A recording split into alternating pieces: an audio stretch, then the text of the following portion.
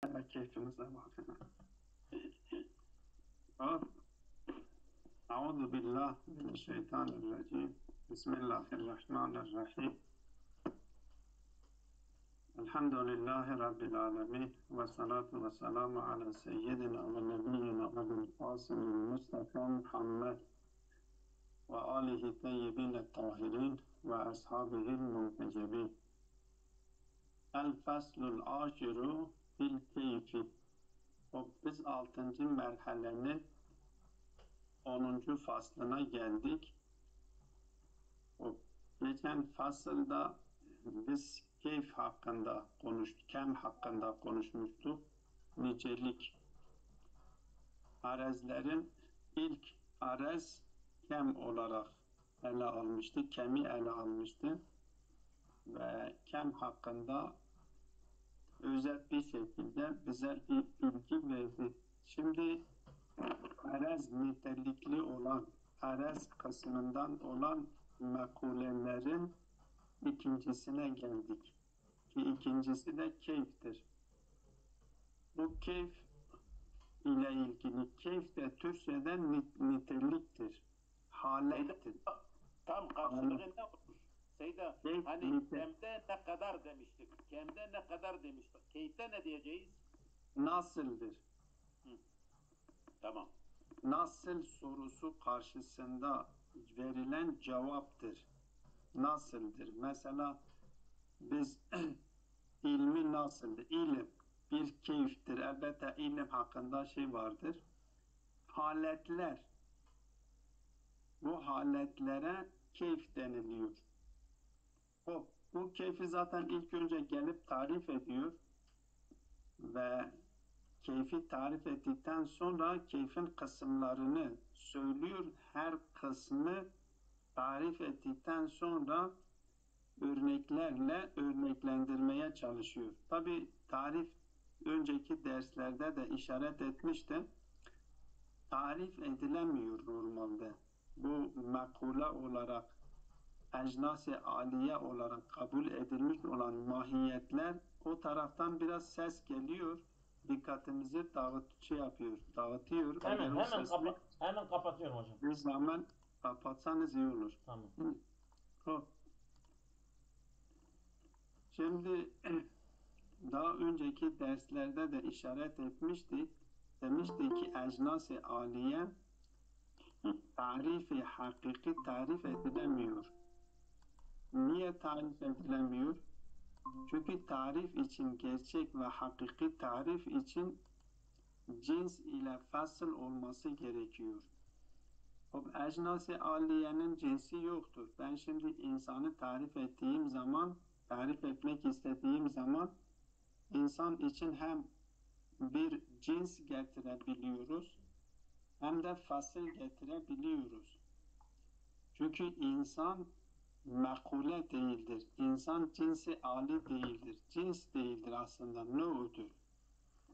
Hayvan için de her ne kadar cinstir ise de onun üzerinde başka bir cins olduğu için onu yine cins ve fasılla tarif edebiliyoruz. Tarifi haddi diyorlar. Tarifi haddi getirebiliyoruz. Ama ecnas-ı aliyeyi biz haddi nitelikteki yani o gerçek hakikatini, sınırlarını diğerinden ayırt edecek nitelikten tarif yapamıyoruz. Çünkü onun her mahiyetin varlık sınırını diğer varlıklardan biz cins ile, fasıl ile bunu ayırt ediyoruz. Çünkü tarif demek, tarifi haddi demek zaten sınırlarını belirtmektir. Yani vücut sınırını belirtmektir. Biz bir mahiyeti tarif etmeye kalkıştığımız zaman onun vücut sınırını açıklamaya kalkıştığımız zaman cins ile fasil ile onun diğer varlıklarla olan ortak yönüne işaret edecek cins ve onu ortak olduğu diğer varlıklardan ayırt edecek faslıyla onu tarif ediyoruz. Yani cins ve fasıl. Cins her zaman o muarraf, tarif edilmek istenilen şeyin diğer varlıklarla ortak yönüne işaret ediyor. Fasl ise onu diğer varlıklardan ayırt edecek özelliğe işaret ediyor. Onun için zaten fasıl diyor. Yani mufassıldır. Onu ayırıyor. Hatta kitaplardaki fasıllar da mesela kitap bablar şeklinde ve o babların altında birinci fasıl, ikinci fasıl, üçüncü fasıl, o fasıl yine ele alacağı konuyu diye önceki konudan ayırt ettiği için fasıl deniliyor. Yani fasıl ayırt edici. Dolayısıyla biz bir şeyi, bir mahiyeti tarif etmek istediğimiz zaman cins ve fasıl ile tarif ediyoruz. Cins onun diğer varlıklarla olan ortaklık yönüne işaret ediyor. Fasıl ise onu diğer varlıklardan ayırt edecek özelliğine işaret ediyor ki onunla tarif ediliyor. Bu hangi mahiyetlerde mümkündür? Ecnas-ı âli kategorisinde olmayan yani cinsi âli niteliğinde olmayan cinslerde ya nö'lerde söz konusudur. Cinsi âlide daha onun üstünde başka bir cins olmadığı için başka varlıklarla ortak yönünü söz konusu değildir. Dolayısıyla cins söz konusu değildir. Cinsin olmadığı bir yerde fasıl da söz konusu değildir. Dolayısıyla biz hakiki tarif bu makulat için getiremiyoruz. Sadece resmi arezlerle bir şekilde açıklamaya çalışıyoruz. Dolayısıyla burada kendisi geliyor. Keyfi tarif ederken diyor kem ile nispet değildir.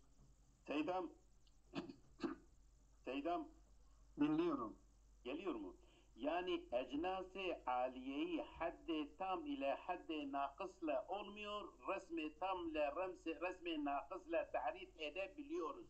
Diyebilir miyiz?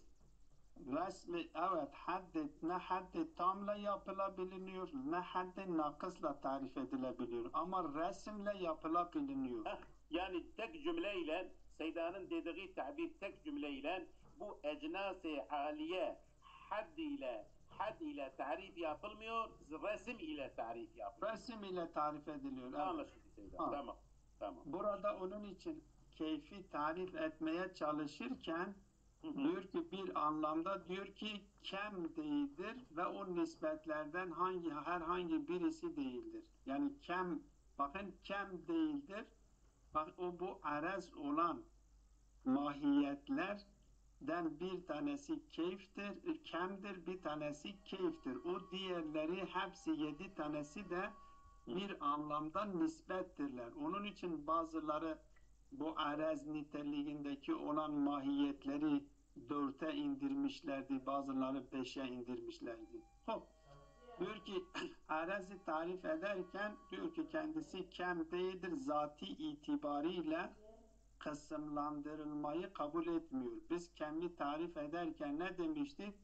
Demiştik ki kem zati itibariyle kısımlandırılmayı, parçalanmayı kabul ediyor. Ama keyf için ne diyoruz? Diyoruz ki zati itibariyle kısımlandırılmayı, parçalandırılmayı kabul etmiyor. Niye zati itibariyle diyoruz?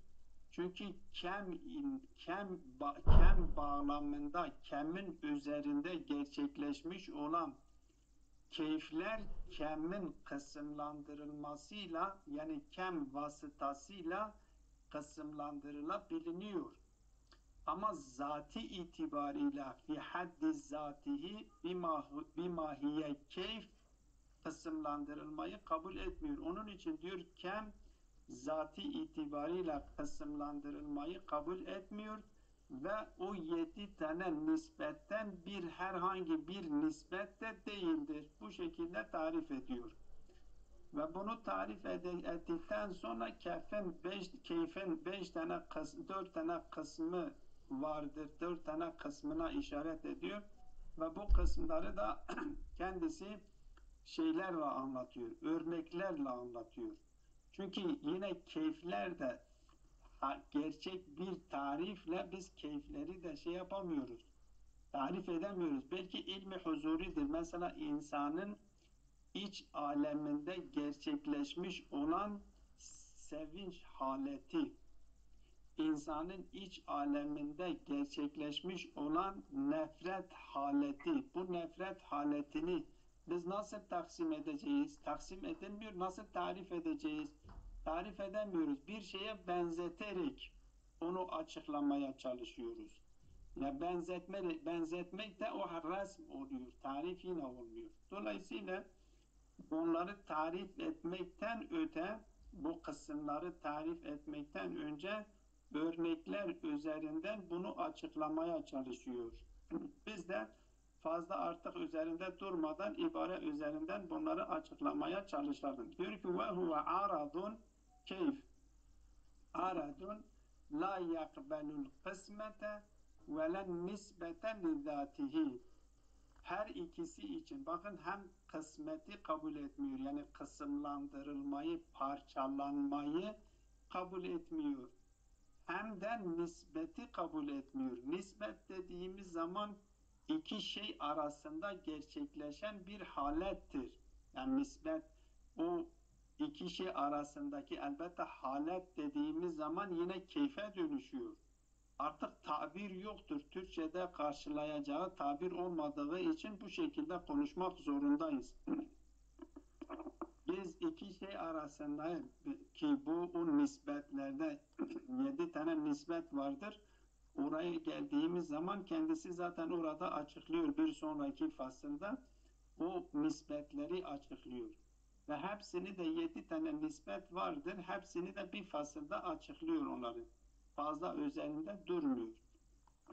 Burada da biz keyfi şey yaparken diyor ki nispet zati itibariyle nispet kabul etmiyor. Yani o 7 tane nispetlerden 7 taneden biri değildir. Ne kemdir ne de o 7 taneden biridir. Artık bu şekilde tarif etmek zorundayız. Diyor ki onlardan bir tanesi keyfiyat-ı nefsanidir. Bir tanesini keyfiyat-ı nefsani şeklinde isimlendirmiş. Bir tanesi de keme muhtes olan yani kem bağlamında gerçekleşen keyfiyetlerdir. Bir tanesi de keyfiyat-ı istidadiyedir. Bu keyfiyat-ı istidadiye üzerinde biz geldiğimiz zaman, ibaresine geldiğimiz zaman orada biraz duracağız. Çünkü bu keyfiyat-ı istidadi bir anlamda cevherde anlattığımız maddeyle bazen karıştırılıyor. O maddeyle karıştırılmaması için biraz orada kendisi duruyor. Kendisi biraz çünkü orada bir itirazla bulunuyor. Keyfiyat-ı istidadiye ile cevherde anlatılmış olan madde arasında fark nedir? Ki orada kendisi açıklamaya çalışıyor. Bir tanesi de keyfiyat-ı mahsusedir. Yani bizim duyu organlarımızla his ettiğimiz keyfiyetlerdir. Bunların hepsini teker teker açıklıyor.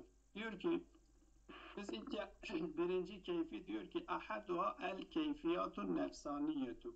Birincisi keyfiyat-ı nefsanidir. Yani insanın nefsinde gerçekleşecek haletlerdir. Bir diğer tabirle, bir diğer ifadeyle insanın nefsi yahut da nefis sahibi olan bütün varlıklar bağlamında da olabilir. Biz zaten sadece insanı şimdi bildiğimiz için insan üzerinden konuşuyoruz.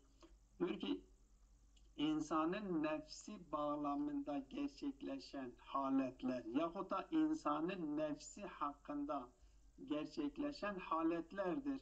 Mesela ilim, bu bir halettir. İrade bir halettir. Korku, cübn bir halettir. Şucaat bir halettir. Kendisi kel ilmi vel iradeti ve cübni ve şecaati vel ye'si ümitsizlik bir halettir. Ve recai, ümitlilik bir halettir. Bu nefsin kendisi, nefsin bağlamında gerçekleşen haletlerdir. Nefret gibi, sevinç gibi insanın iç aleminde insanın kendisinin yaşamış olduğu haletlerdir. Ve bu haletler hakkındaki bilgi de huzuri bilgi deniliyor. Felsefede demiştim, daha önceden işaret etmiştim, demiştim bilgi epistemolojide, bilgi biliminde bilgiyi, yani hem felsefede hem mantıkta sonradan bir epistemoloji şeklinde bir bilim dalına dönüşmüş. Önceden bu bilgi tek bir dal değildi, kendi başına bir dal değildi. Belki felsefenin konularından bir konuydu. Mantık kendisi bunu bir konu olarak, konulardan bir konu olarak işliyordu. Ama şimdi içinde yaşadığımız bu çağda artık bilgi bilimi bir dala dönüşmüş. Kendi başına bir daldır. Ki epistemoloji diyorlar. Nazariyetul marife, Arapçada diyorlar ki nazariyetul marife. Yani bilgi bilimi ya bilgi teorisi diye bir şey yapılıyor. Bu bilgi biliminde ya epistemolojide bilgiyi ikiye ayırıyorlar. Husuli ve huzuri. İşte huzuri için örnek verdikleri zaman diyorlar ki insanın kendi nefsinde gerçekleşmiş olan haletler hakkındaki bilgisi. Bu huzuri bilgidir. Ki ben mesela bende bir şey hakkında bilginin oluşup oluşmadığını ben biliyorum. Benim dışında ben başkasına söylemedikçe kimse bilmiyor. Benim bilip bilmediğimi ben biliyorum.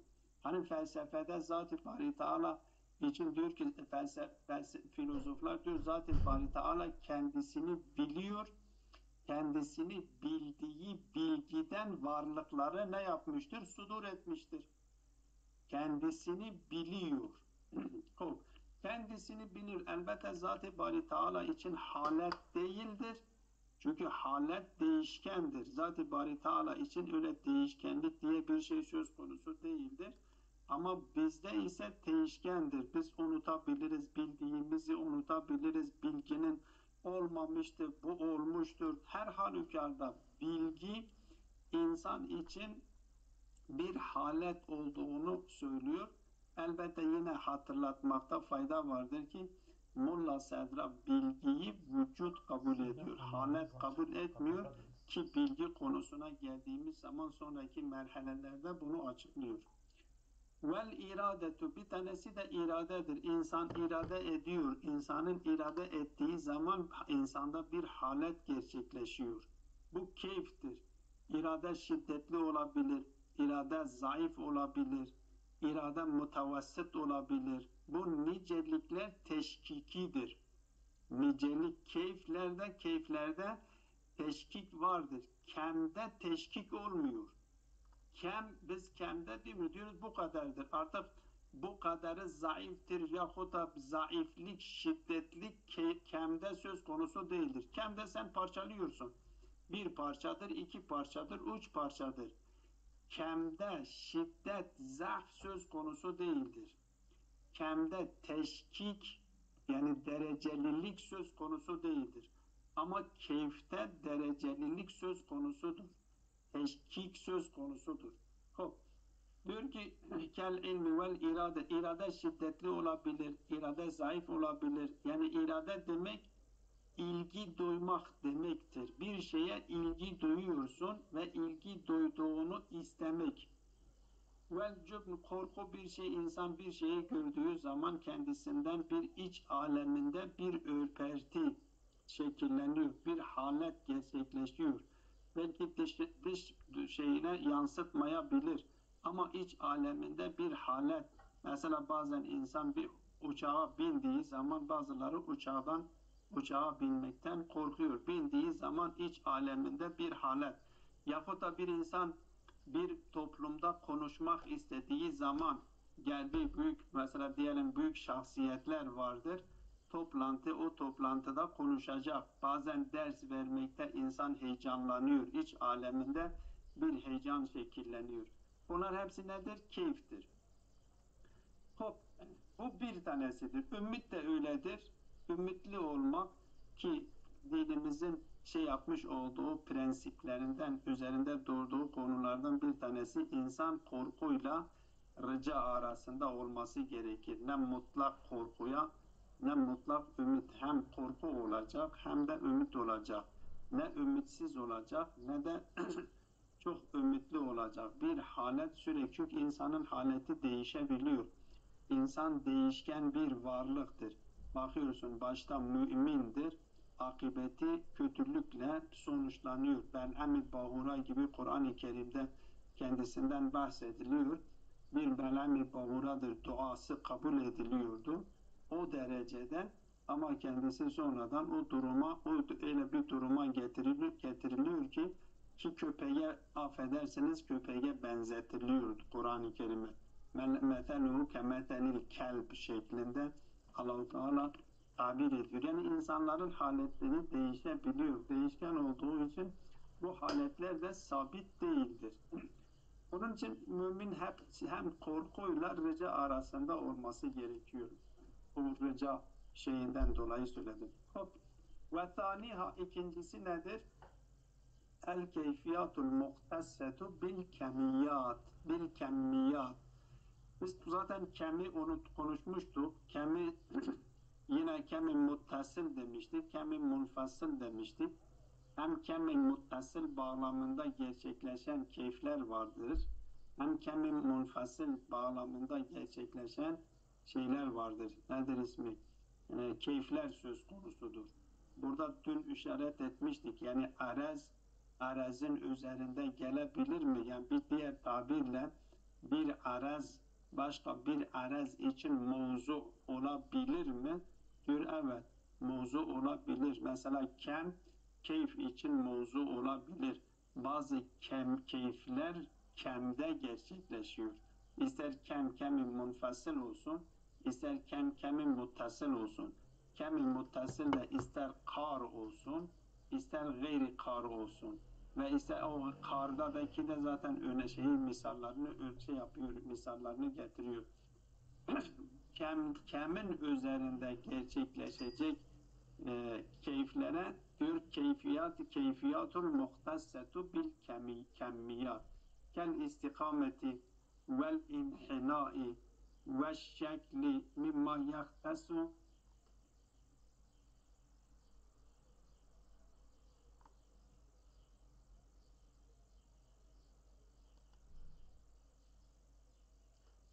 Sesi Bağışlayınız. O mimma yaktasu bil kemmil muttasili. Kemmil muttasilin bazı kısımlarında gerçekleşen keyiflerdir. İstikamet.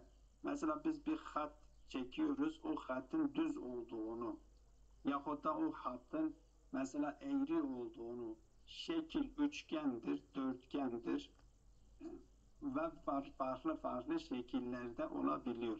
Bunlar kem üzerinden gerçekleşiyor. Ve kezzevciyeti vel ferdiyeti fil a'dadi mimma yahtasu bil kemmil munfasili. O zevciyet ve ferdiyet de bu da keyiftir. Zevc midir, fert midir? Bu adetlerde gerçekleşen bir keyiftir. Bu da kemmi munfasıl. Zaten adette söylemiştik, kemmi munfasılın örneklerindendir. Ve talithuha el keyfiyatul istidadiyetu. Üçüncüsü keyfi istidadidir. Keyfiyat-ı istidadi. İstidat niteliğinde olan keyiflerdir. Burada öyle söylediğim o maddeyle farklılığı nedir? Burada açıklayacak kendisi. Ve tüsemma eyden el kuvvetu ve la kuvve. Kuvvet şeklinde, la kuvvet şeklinde kel istidadi şedidi nahvel infiali kel lini vel istidadi şedidi nahvel la infiali kes salaveti.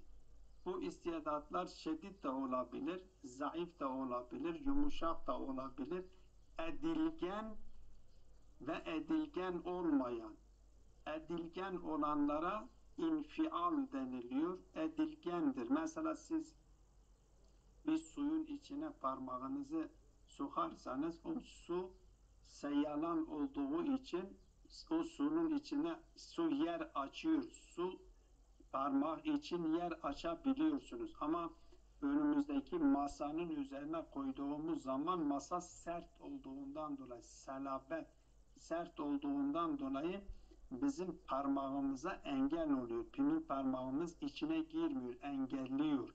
Bu salabettir. Ya taş üzerine, herhangi bir taşın üzerine elimizi koyuyoruz, o taşın altına girmiyor. Taş engelliyor. Ama su öyle değildir. Su nedir? Seyalan olduğu için elimiz içine üzerine koyduğumuz zaman elimiz içine batıyor, içine giriyor. Bu şeyden infiallığından dolayıdır. Bazıları vardır ki infialdır, bazıları da vardır la infialdır. Edilgen ve edilgen olmayanlar. Onun için diyor ki bunlara infialat deniliyor. O infialat olmayanlara da la infial diyor. Kes salabeti. Kel istidad-ı şedidi nehul infiali kellini yumuşaktır. Vel istidad-ı şedidi nehu la infial. Kes salabeti gibi. Ve yenbagi en yuadde minha mutlakul istidadil kaimi bil madde. O söylediğim noktayı burada açıklıyor. Dikkat edin. ينبغي أن يعد منها مطلق الاستعداد القائم بالmadde. Şimdi madde biz zaten demiştik ki kuvvedir. Şimdi maddenin kendisi kuvve ise fukdandır. O fukdan olan bir şeyi bir vasıfla vasıflandırmak da mümkün değildir. O zaman bu kuvve bu ebad aldığı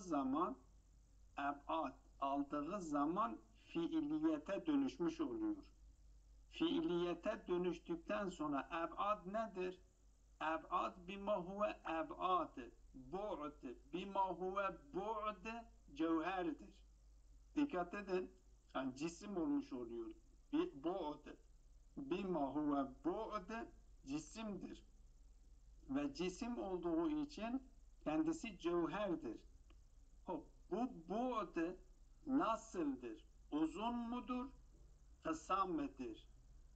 Orta mıdır? Bakın o bu'du vasıflandırabiliyoruz. Bu bu'd şiddetli midir? Salabet midir? Yoksa yumuşak mıdır? Yani edilgenliği kabul ediyor mu? Etkiyi etkilenebiliyor mu? Etkilenmiyor mu? Diyor etkilenebiliyor.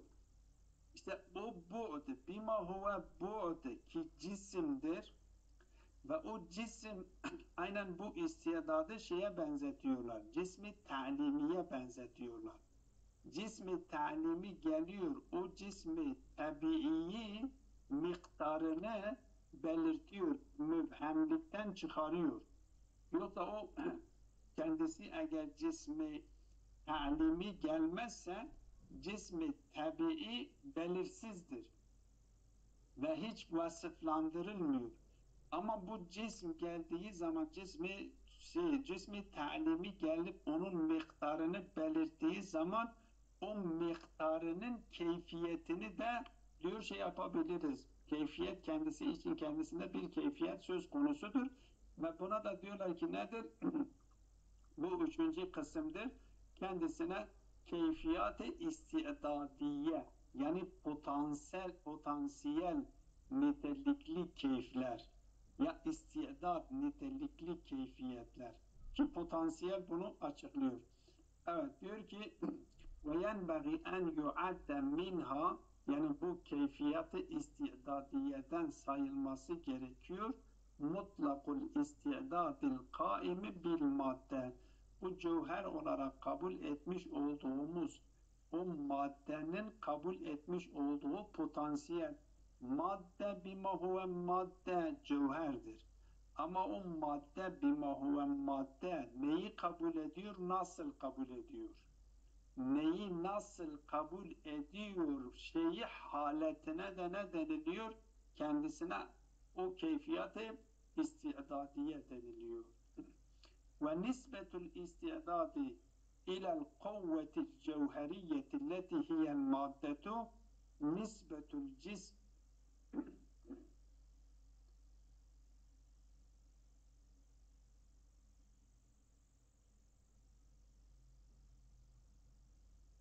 bağışlayınız.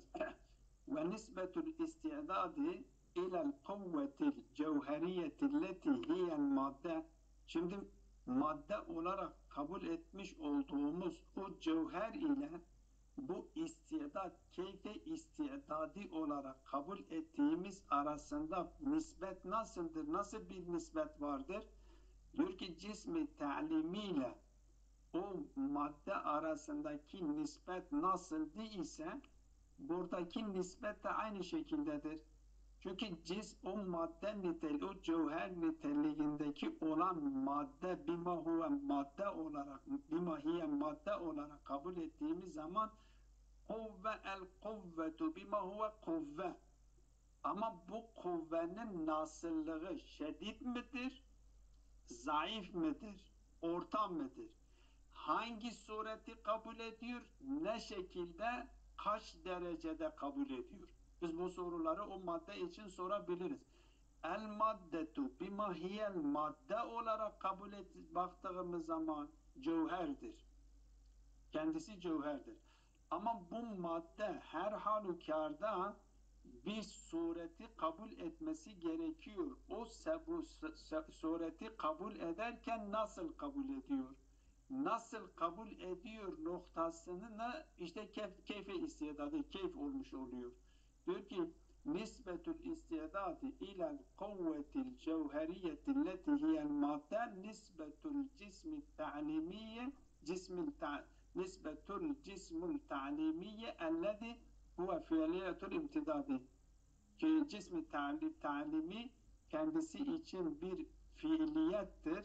Nasıl ki cismi ta'limi o maddeyi fiiliyete döndürüyorsa keyfe istidadiye de o maddenin nasıl fiiliyete geçtiğini, şedid midir, zayıf midir, edilgenliği, kabullülüğü şiddetli midir, zayıf midir bunu açıklıyor.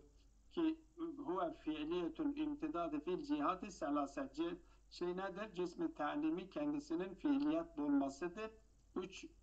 Üç yöne. Ki ilel cismi tabi'i lezi fihi imkanu. Ki o cismi tabi'ide bu cismi ta'liminin imkanı söz konusudur. Yani cismi tabi'i cismi ta'limiyi kabul ediyordu ve cismi ta'limiyle bu cismi tabi'i kendisi üç açıya açılıyor ki üç salase, ebad-ı salase deniliyordu. Orada nasıl bu durum söz konusu idiyse burada da keyfe istidadı da bu şekilde o nasıllığını açıklayacak halette de bu maddedeki keyfe istidadı olarak nitelendiriyor.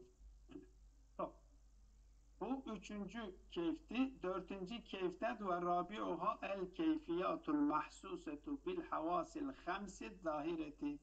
Beş duyu organlarımızla idrak edilen keyiflerdir. Soğukluktur, sıcaklıktır. Bunları biz elimizle dokunmayla biz bunları hissediyoruz. Ve hiye in kanet seri'atul zavat kel humretil haceli ve sufretil veceli. Mesela diyelim kendisi kişi korktuğu zaman, utandığı zaman yüzünde bir kızarlılık oluşuyor. Biz bunu müşahede ediyoruz. Gözlerimizle görüyoruz. Yahut da korktuğu zaman yüzünde bir sarılılık söz konusu oluyor. Biz yine bunu gözümüzle görüyoruz. Bu keyiftir ama görülen keyiflerdir. Biraz önce birincisinde dikkat ettiyseniz işaret ettik, dedi ki insanın iç aleminde gerçekleşen haletlerdir. Bu iç aleminde gerçekleşen haletler dışarıdan beş duyu organla görülmüyor. Gözlerle görülmüyor. İç aleminde, kimin iç aleminde gerçekleşmişse o ondan haberdardır. Onun dışında başkaları haberdar değildir. Ama bazen kendisinin iç aleminde gerçekleşmiş olan keyfi nefsani ki korkudur, o korku kendi eserini yüzünde gösteriyor. O yüzünde gösterdiği zaman buna ne diyorlar? O görüldüğü için keyfi mahsus deniliyor. Gözündeki şeyler utangaçlıktan, o utangaçlık da iç aleminde yine gerçekleşmiş bir halettir, keyfi nefsanidir. Ama yüzünde kendisini gösteriyor olması ona keyfi mahsus deniliyor. Yüzünde bakıyoruz ki bir kırmızılık gerçekleşmiş. Ama kırmızılık ne yapıyor? Çabuk geçiyor. Ya bir korkudan dolayı yüzünde bir sarılılık gerçekleşiyor. Ve bu gerçekleşiyor, gidiyor. Diyor ki kendisi gözlerle görülüp de çabuk zail olanlar, çabuk geçenlere infialat deniliyor. Edilgenlikler. İnfialat yani edilgenlikler, infialat şeklinde şey yapılıyor, isimlendiriliyor. Ve in kanet rasihete, ama eğer bunlar köklü olursa kessufreti zehebi ve halavetil aseli, şimdi altındaki o sarılılık ya şeyde mesela nedir? Asel baldaki, şekerdeki o halavet, tatlılık. Bunlar da bu şeylerdir, keyiflerdir, haletlerdir. O şeyin haletleridir. Ama bunlar sabittir, rasıktır. Üzerinden geçecek keyifler değildir. Bunlara da infialiyat. İnfialiyat ile infialat arasındaki fark zaten zahiren bellidir. Yani çok köklü olduğundan dolayı onlara infialiyat deniliyor. Yani sabittir, artık değişmiyor. Ama infialat zaten kelimeler, bir kelimedeki harfler ne kadar fazlalaşırsa manası da o kadar şiddetleniyor. Bir kural vardır. Burada da o kurala dayanarak bunu şey yapmıştır, açıklamış. Her ikisi de infialdir. Her ikisi de edilgenliktir. Ama bir tanesi köklüdür, sabittir, geçici değildir. Bir tanesi de geçicidir. O geçici olanını az harflerle, o sabit olanını çok harflerle ifade etmiş. Dolayısıyla ona diyor infialat, geçici olanlara infialat demiş ve sabit olanlara da infialiyat demiştir. Hop. Burada bir şeye işaret ediyor son olarak bu konu bağlamında. Diyor ki bu zikredilmiş olan keyifler hakkında, keyfi mahsus hakkında doğa bilimcilerinin burada bir şüphesi vardır, işgali vardır ve kendisi de üzerinde durmuyor. Yani tespit edilmesi gerekiyor. Eğer bilim tespit etmişse zaten kabul ediliyor. Eğer bilim tespit edilmemişse de zaten bir şey denilmiyor. ولعلماء طبيعة اليوم تشكيك في كون الكيفيات المحسوسة موجودة في الخارج على ما هي عليه في الحس. Onlar iddia ediyorlar. Yani histe, duyu organlarımızda dışarıdaki keyifler bizim duyu organlarımıza geliyor. Biz o dışarıda oldukları şekliyle aslında zihnimize gelmiyor. Dışarıdakilerle zihnimize gelmiş olanlar arasında fark vardır. Elbette bunu ispatlamaları gerekiyor. Gerçekten öyle midir, değil midir? Bunu bilimsel olarak ispatlanılması gerekir. Ama ben şahsi kanaatımı söylüyorum ki bunu üzerinde ısrar da ediyorum. Eğer Allahu Teala bize göz vermiş ve bu göze bir görev yüklemişse o gözler kendi görevini zaten yerine getiriyor. Dışarıdakilerini olduğu şekilde bize yansıtıyor. Dolayısıyla kanaatim budur ki gözlerimizin eğer tabii gözlerde bir problem söz konusu değildirse, gözlerde problem söz konusuysa zaten bir şey diyemiyoruz. Ama gözlerde yani bu hislerde bir problem söz konusu değilse bu hislere bir vazife yüklenilmiştir ve hislerin kendilerine ait iradeleri de olmadığı için o kendilerine yüklenilmiş olan görevi olduğu şekliyle bize aktarıyor. Ha biz onu yanlış anlıyoruz ayrı bir mesele. Ama gözlerimiz onu doğru olduğu şekilde dışarıdaki yani bize göstermeleri gerekenini gösteriyor. Bize yansıtması gerekenini yansıtıyor. Her ne kadar burada kendilerini böyle diyor. Allame burada da durmuyor diyor. Veli ulema tabiatil yevm teşkikun fi kevnil keyfiyatil mahsusetil mevcudetun fil haric ala ma hiye aleyhi fil his. Histe olduğu gibi dışarıda var olduklarından bunlar şek etmişlerdir. Ki bu konunun şeyi de detaylısı da meşruhun fi kutubihim onların kitaplarında bu geniş bir şekilde açıklanmıştır. Bakmak lazım. Ama söylediğim gibi benim kanaatim budur. Gözlere yani bu duyu organlara yüklenilmiş olan yükümlülük görev nasıl yüklenilmişse aynı şekilde bize yansıtması gerektiği gibi yansıtıyor. Belki bizim beklentimiz daha farklıdır. Biz olduğu gerekenini yapmadığımızdan dolayı belki bir şey söz konusu, bir farklılık söz konusu olabilir. Ama onlar kendi görevini yapıyor. Ve sallallahu ala Muhammedin ve alihi teyyibine tahirin.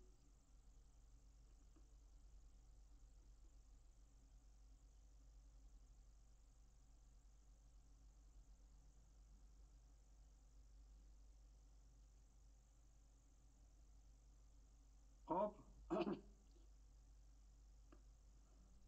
Hocam sorunuz mu vardı? Kim? Sesinizi açın, ses gelmiyor. Alo. Ha, Alo. ses geliyor, şimdi ses Tamam. geliyor. Tamam. Söylesin. Hazırlamıştım Seyda. Ondan sonra birisi meşgul çaldı. 10 dakika uğraştım. Ondan sonra dedim Seyda'nın zamanı yoktur. Öyle gitti. Ama Ha, o soru Ha. neydi? O soru neydi? Şu anda aklımda değil. kaçırdınız değil mi? Kaçırdık o soruyu. Hazır olmasam olmuyor. Soru da hazır olması lazım ki Seyda'ya Evet. İnşallah aklınıza geldiği zaman siz sorarsınız hocam. inşallah.